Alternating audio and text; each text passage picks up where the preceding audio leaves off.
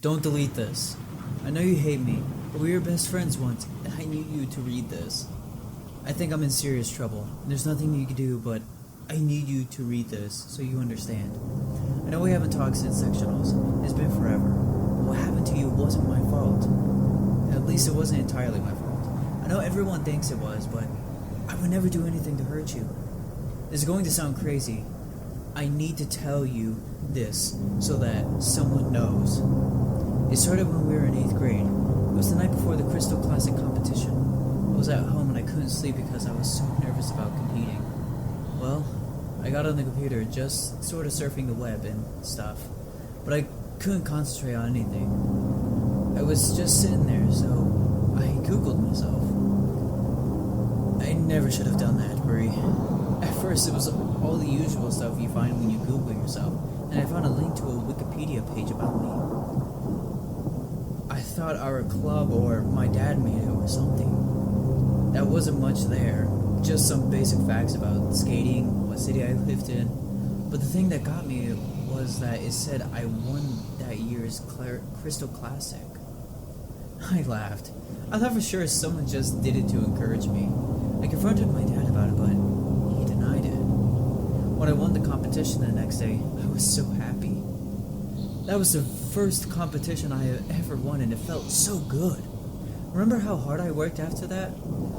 That's when my parents hired Sergey to coach me. You know how much that must have cost.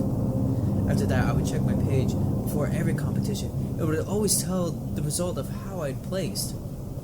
It said I would win the regionals at 15, and it all came true. After that, Sergey convinced my mom and dad that I had a real shot at the Olympics.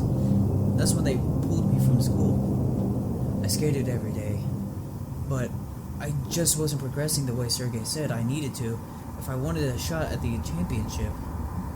I was working so hard and I was skating well, but still Sergey said it wasn't good enough. When the sectionals came, all I could think about was winning. So I did something I shouldn't have. Everyone was saying that you were the favorite, and I felt like I had already lost the competition. So I made a Wikipedia account and tried to update my page to say that I was the winner. The thing is, after I tried to update the page, I checked it, and it all said was, Annora Petrova is a selfish little bitch who's going to get what she deserves. I broke down. That's why I looked so awful the next day. I was in a daze. I remember watching your routine and seeing you blade snap, and the next thing I know, I was on the ground and my face was covered in blood from where the tip flew off and sliced my forehead. Then they told me it was my fault because I had your skates in my possession earlier. Brie, I honestly didn't do anything to your skates. I wanted you to win, but I wouldn't do anything to hurt you. When they told me I was banned from any further competitions, everyone said that I got what I deserved. Nobody even asked for my side of the story. I guess you heard that Sergey dropped me after that. He said I ruined him. No one would talk to me. Do you know what it's like to be abstracted by everyone? I couldn't even get ice time, and then the page got worse. Anytime I checked it, it would say all these horrible things about me. I can't even tell you half of them. The language was so vile. I'd cried every time I read it, but I couldn't stop checking it. I knew I had to do something, so I made a compliment to Wikipedia. I even tried calling them, but no one there claimed to know anything about the page. I was home alone that Friday night, and I decided to check it to see if it had been taken down. The page was still there, only this time it said, Annora Petrova is a pathetic little orphan. I freaked. I kept calling my parents to warn them, but every time I'd call, all I would hear was the horrible laughter on the other end.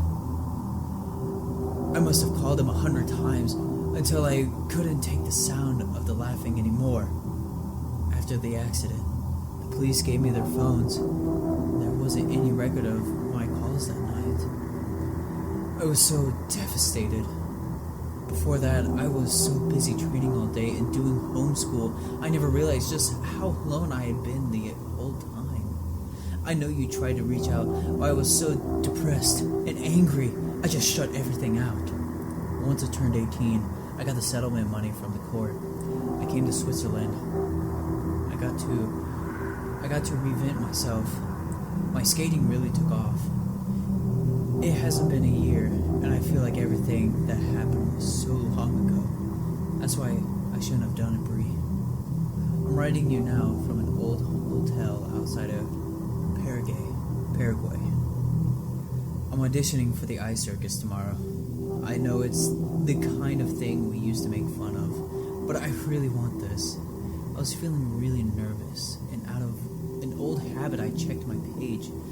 It's so hard to say this, but when I checked the page to see if I'd get the job tomorrow, all it says is, Annora Petrova died friendless and alone. And it has today's date listed as the date of my death. I'm sobbing so hard I can barely type this, but I wanted you to know the truth. Please believe me, Bree. I attached a screenshot of the page so you'll believe me. It's all there, just as I told you. I don't know what to do. I don't know anyone here, and nobody speaks English. I keep refreshing the page. God, it's been forever. I keep refreshing, but it still hasn't changed. I'm waiting for midnight. I don't know what to do, so I lock myself in my room. There's only a few minutes to midnight now. All I could do is refresh the page. I'm exhausted, but I can't stop. I'm afraid to leave the computer until I know what happens next.